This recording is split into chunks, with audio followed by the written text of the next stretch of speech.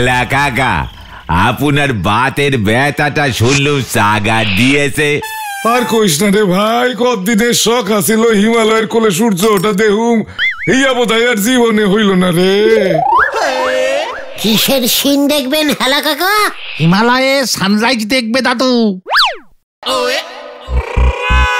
নরা, আমাদের গলতপুরে সানরাইজ দেখা যায় না? সে দেখা যাবে না কেন গুলটি বাবু, রোজ নিয়ম করি সূর্য উঠতেছে আর নামতেছে। গলতপুরের সূর্য কোন দিক দিয়ে ওঠে রে পাঁচু? কেমনে বেয়াদব, পূব দিক ছাড়া সূর্য কোন দিক দিয়ে উঠবো? দাদু খচে গেছে। গলতপুরের পূব দিকটা কোন দিকটা রে নরা? আমার দোকানের পিছন দিকটা মনে হতেছে। পেছন দিকে মনে হচ্ছে? না তো।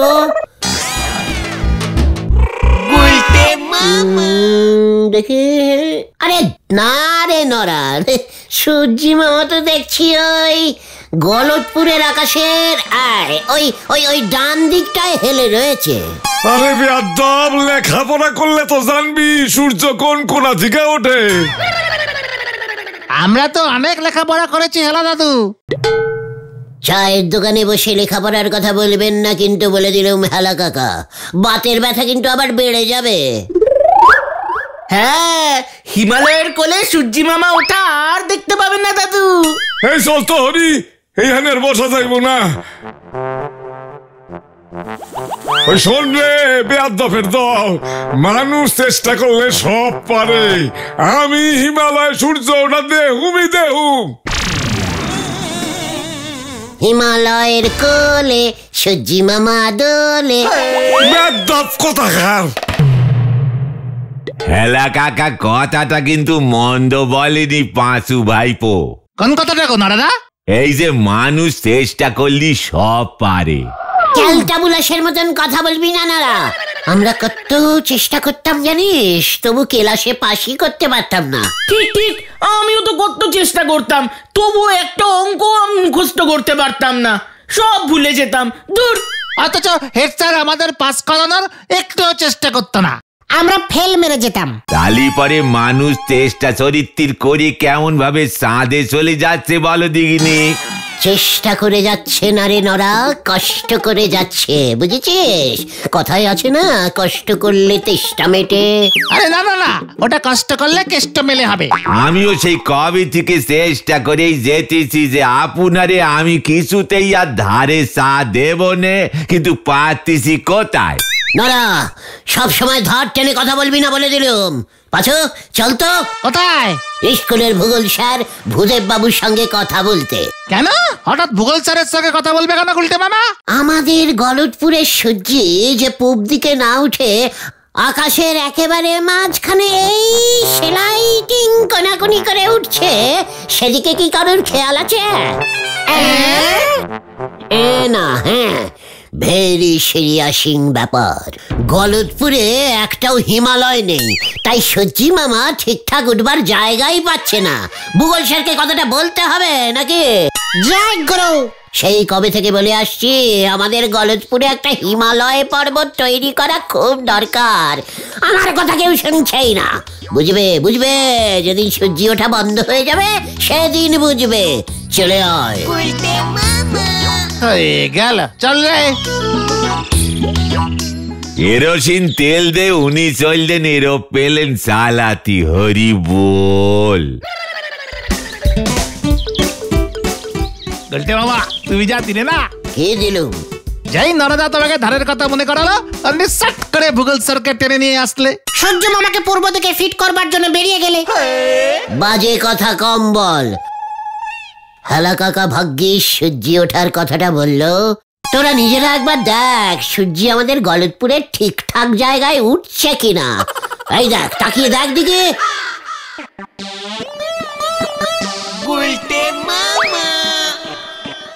পাঁচু, আমি যা দেখছি তোরাও তাই দেখছিস রে? হ্যাঁ গুলটে মামা। কটা? একটাই তো। তোরা একটা দেখলি? সূর্য তো একটাই হয়। ওরে ক্যালটাবুলাসের নাম ডোবানো বলদের দল, ভালো করে নারকোল গাছটার দিকে তাকিয়ে দেখ, কতগুলো ঝুনো নারকোল ঝুলছে। ও, তুমি নারকল দেখছিলে? নারকোল গাছের মাথাটা তাহলে পূর্ব দিকে পড়েছে। চুপ কর মুখ পড়া ক্যালটাবুলাস ঘটনা। আমাদের গলদপুরের সূর্যি মামা যে এমন ঝুনো নারকলের কোলে ওঠে, সেটাই তো এতদিন জানতাম না। ছি ছি ছি ছি ছি ছি ছি। তোদের সাথে মিশে মিশে আমিও দেখছি কেমন ছি ছি টাইপের ক্যালটাবুলাস হয়ে যাচ্ছি। এটা তো হেলা কাকার নারকল গাছ। হেলা কাকা ঝুনো নারকলের কোলে সূর্যি না দেখে হিমালয়ের কোলে সূর্যি দেখছে। চল দেখে।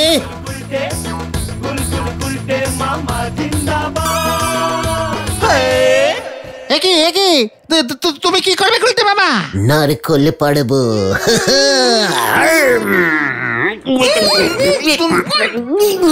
তুমি এটা কি করছো গুলটে মামা? নারকল গাছে ওঠার চেষ্টা করছি। তুমি গাছে উঠতে পারবে? চেষ্টা করলে সব পারা যায়। হেলা কাকাই তো বললো।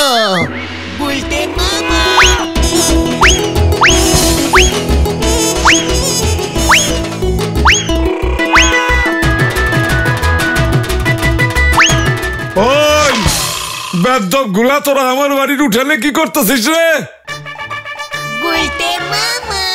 চেষ্টা করছি হেলা কাকা। কি করতেছিস?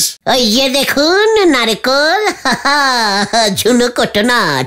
কোটোনাট না কোকোনাট হবে। ওই তাতে তোর কি রে বেদ্যপ? আমার নারকেল গাছ, আমি বুঝুম কোনটা ঝুনা আর কোনটা বুনা। কাকা, আপনি যে বললেন চেষ্টা করলে সব করা যায়, চেষ্টা করছি কাকা, গাছে উঠে ওই ঝুনো নারকল গুলো পাড়তে। কেন রে, তোরে কি আমি কইছি বেদ্যপ? সূর্যি ওই গাছটার পেছন থেকেই ওঠে হেলা কাকা। নারকলগুলোর জন্যই আপনি সূর্যি ওটা দেখতে পাচ্ছেন না। অনেক কষ্টে, অনেক চেষ্টা করে তারপরে আমি ব্যাপারটা বুঝতে পেরেছি। তাই বুঝি? হ্যাঁ তো কাকা, আমি তো তাই বললুম আমাদের পাড়ার হেলা কাকা বাতের ব্যথা নিয়ে এত কষ্ট করে ক ক ক ক করে হিমালয়ের কোলে উঠবে কেমন করে? দাদু, নারকেলগুলো পেরে দিচ্ছি। এই উঠানে দাঁড়িয়ে আপনি গাছের ফাঁক দিয়ে সূর্য উদয় দেখতে পারবেন, তাই না গো বাচ্চাদা? বলো। মানে হ্যাঁ তো। বেদ্যপ ছাগলের পিঠে চড়তে পারে না, এসে নারকেল গাছে চড়তে। চেষ্টা করতে হবে হেলা কাকা।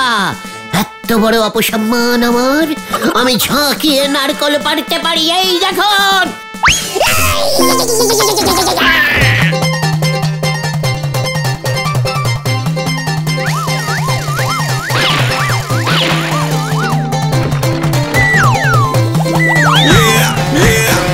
গুলটে মামা!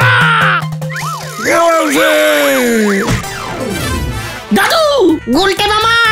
গুলটে মামা, দাদু মনে হয় পটল তুলেছে। চেষ্টাটা একটু বেশি হয়ে গেছে নাকি রে? হ্যাঁ,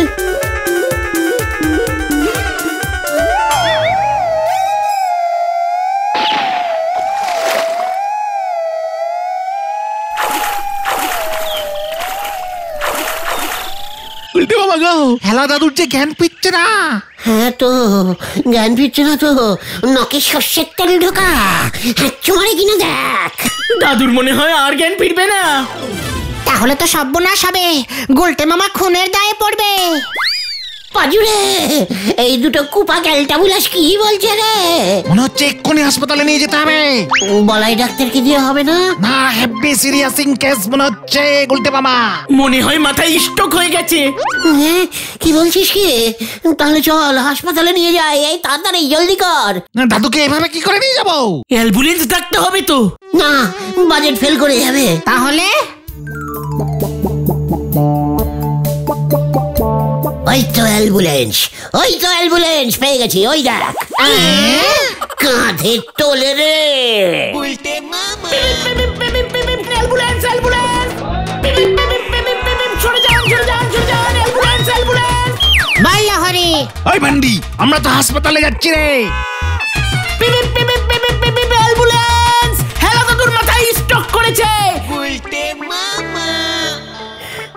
হেলা কাকু, তোমার মনে এই ছিল গো আমি আর জীবনে নারকল খাবো না গো? ও হেলা কাকু, আমি তোমাকে কোলে নিয়ে হিমালয়ে উঠবো গো।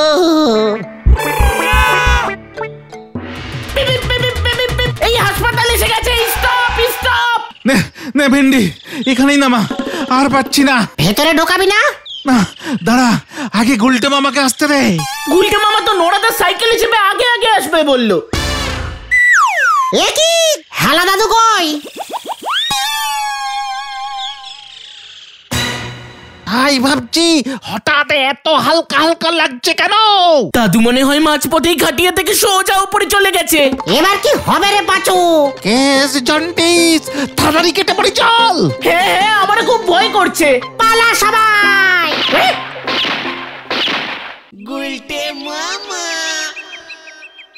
এসব তোরা কি বলছিস রে ভাই টুকন? হ্যাঁ, কি বলছিস? এবার ঠেলা সামলাও। খাটিয়া থেকে এইভাবে ডাইরেক্ট সঙ্গে যাওয়া যায় নাকি? তাহলে দাদু কোথায় গেল? হেলা দাদু জ্যান্ত ছিল না মনে হয়, তাই তো আর হাসপাতালে ঢোকেনি। তোরা খুঁজে দেখতে পারতি তো? রাস্তায় হয়তো হেলা কাকা একটু করতে খাটিয়া থেকে নেমে গেছিল। না না, খাটিয়া খুব স্পিডে চলছিল, আমি তো সাইরেন বাজাচ্ছিলাম। গুলটে মামা, তুমি খবরদার বাড়ি থেকে বেরিও না। ধরা পড়লে কিন্তু 300 বছরের আজীবন কারাদণ্ড। ঘটন, সবকিছু বাড়িয়ে বলার স্বভাবটা ছাড় বলে দিলাম। চিন্তা করো না গুলটে মামা, বাবা মামলা লড়ে 300 বছরটা কমিয়ে 190 বছর করে দেবে। চুপ করবেন রে। করছে আমার শাস্তি কমাচ্ছে। তোর বাবা চণ্ডী উকিল মামলা করলে জজ খোঁজে গিয়ে 300 বছরটা 600 বছর করে দেবে। আচ্ছা আচ্ছা আচ্ছা গুলটে মামা, তোমার জন্যই যে হেলা দাদু পটল তুলেছে, তার প্রমাণ কি? ইয়েস, হ্যাঁ, প্রমাণ কি? প্রমাণ ওই নারকলটা। হ্যাঁ, ওই নারকলে কি আমার হাতের ছাপ আছে নাকি? হেলা দাদুর মাথার ছাপ তো আছে। ইয়েস, ওই নারকলটা কার? কাজ যখন দাদুর, নারকলটাও দাদুর। পুলিশ ধরলে বলবি হেলা কাকা নিজের নারকল নিজের মাথায় ফাটাতে গেছে, ব্যাস মাথায় স্ট্রোক হয়ে পটল তুলেছে। নারকল এত ঝুনো কেউ করে? তাহলে চলো ঠেকে যাই, ভয় খেয়ে ঘরে বসে থেকে তো লাভ নেই। মানে তোলা যা, আমার না শরীরটা কেমন ঝিমঝিম করছে, পেটের ভেতরটা কেমন গুড়গুড় করছে। আমার পেটে মনে হয় সুগার হয়েছে। কখন হলো? এই মাত্র। চাই ডাবল চামচ চিনি খেলে হবে না? এই ঠিক আছে ঠিক আছে, আমরা বরং হেলা দাদুর বাড়ির উপর নজর রাখি, কেউ হেলা দাদুকে খোঁজে কিনা দেখি। ঠিক বলেছিস রে পাঁচু ভাইটু। আমরা তাহলে আসি গুলটে মামা। পাঁচু, আবার কি হলো? হেলা কাকার উঠোনে ওই নারকলটা তো এখনো একা একা পড়ে আছে, তাই না রে? কাকে নিয়ে যেতে পারে না? বুঝেছি, ওটা তোমার জন্য নিয়ে আসবো। হেলা কাকার মাথার ছাপওয়ালা নারকল, শেষ সিঁড়িটি।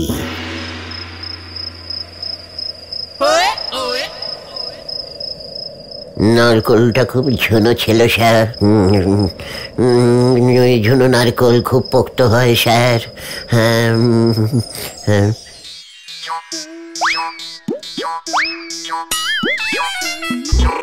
ডান দিক বা দিক সমস্ত দিক বিবেচনা করিয়া ইহা পরিষ্কার হইল, এই নারকেলটাই হেলা কাকার প্রাণ লইয়াছে।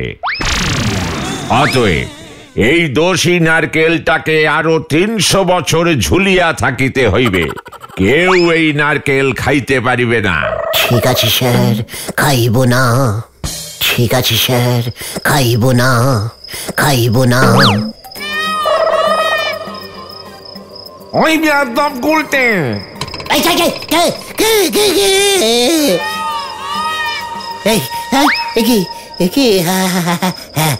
হেলা কাকা। হ্যাঁ রে, তোর 12টা বাজাইতে আইছি। কেন 12, 13, 14 কেন? আমি না ওই নারকলটা। আমি কাল সকালেই পুলিশে কইতাছি যে তুই গাছ ঝাঁকাইয়া আমার মাথায় নারকেল ফেলছিস। হাসপাতালে আর যাই নাই, মাঝ পথেই পটল তুলে চলে গেছি। এইবার তোরে গারদে পড়ব না, আমি আর করবো না, আমি আর নারকল খাবো না, জীবনেও না। আপনি দয়া করে পুলিশকে বলবেন না হেলা কাকা। কি জান কইছিলি হিমালয়ের কোলে হেলা কাকা দোলে, এইবার তোরে কেমন দোলাই দেখ। আমাকে ক্ষমা করে দিন হেলা কাকা, ও হেলা কাকা গো। আমার একখান কাম কইরা দিলে তোনে ক্ষমা কইরা দিমু। মানে কি কাজ হেলা কাকা? কাল হকাল হইলেই এক দৌড়ে খালি পেটে দরমা খালি গ্রামে যাবি। খালি পেটে দৌড়ে যাব কেন? এক দৌড়ে থামবি না কইতাও। দরমাখালিতে কি আছে হেলা কাকা? হিমালয় না, সেইখানে রমণী কবিরাজ থাকে। এক দৌড়ে রমণী কবিরাজের বাড়ি যাবি। রমণী কবিরাজ তনে আমার বাতের ব্যথার তেল দিব, সেই তেলের শিশি লইয়া আবার এক দৌড়ে ফিরে আসবি। তারপর সেই বাতের ব্যথার তেলের শিশিটা আমার বাড়ির উঠানের মাঝখানে রাখা আসবি, বুঝছস? বাতের তেল কে কে মাখবে কাকা? আপনি তো। আমি সঙ্গে গিয়াও শান্তি পাইতেছি না, বাতের ব্যথায় খুব কষ্ট পাইতেছি। কেন, সঙ্গে কবিরাজ নেই নাকি কাকা? সোমকর, যা কইলাম তাই করবি, নয়তো কাল সকাল হইলেই বলো হরি দারোগার কাছে। না না না না না না, আমি আমি আমি সকাল হলেই দৌড়ে যাব, দৌড় দেবো কাকা, পুরো খালি পেটে। ও বাবা গো, ও বাবা। মনে থাকে যেন। কাকা দেখছি মরেও শান্তি দেবে না। উনি বাবা, সেই কোথায় দরমাখালি গেরাম।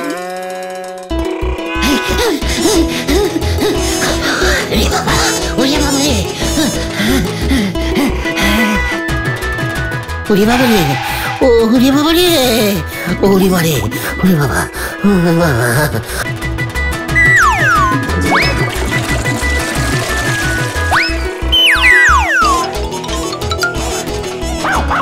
ওরে বাবা রে, ওরে বাবা রে, আমি হেলে যাচ্ছি রে, আর পাচ্ছি না তো রে।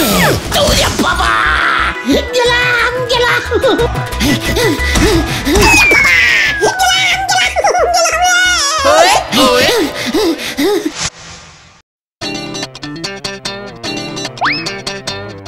কেসটা কি হলো বলতো পাচু?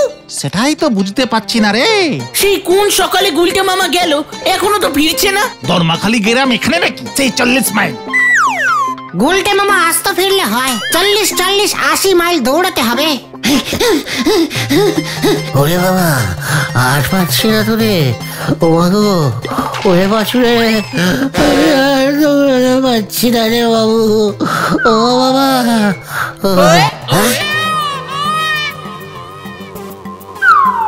কিনে উল্টে থামলি কেন? ওষুধে কিন্তু কাজ করবো না। আমি আর পারছি না হেলা কাকা, আমার খিদে পেয়েছে। খারাপ বলো, রিনারুকের কাছে যাইতাছি। না, ওরে বাবা রে।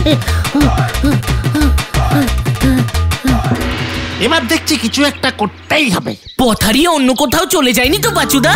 কিভাবে যেতে হবে বাবার কাছ থেকে জেনে তো উল্টে মামাকে বলে দিলাম। হেলা দাদু কি সত্যি? ওই দেখ ভেন্ডি।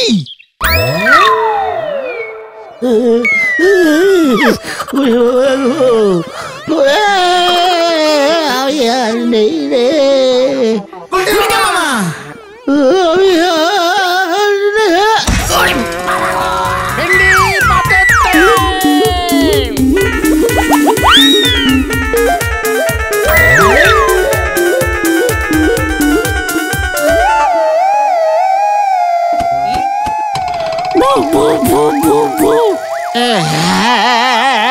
হেলা দাদু, আপনি?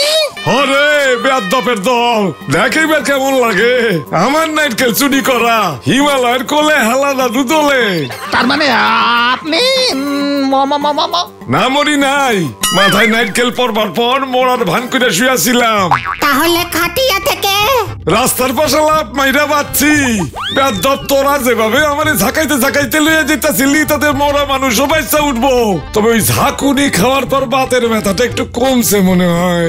তার মানে তুমি গুলটে মামাকে এইভাবে শাস্তি দিলে? অদূর থেকে বাতের ব্যথার তেল কি তোরা এমনি না দিতি?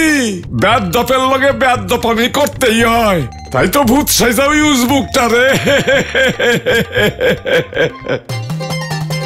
হেলা দাদু, তুমি তো আমাদের পুরো হিলিয়ে দিয়েছ।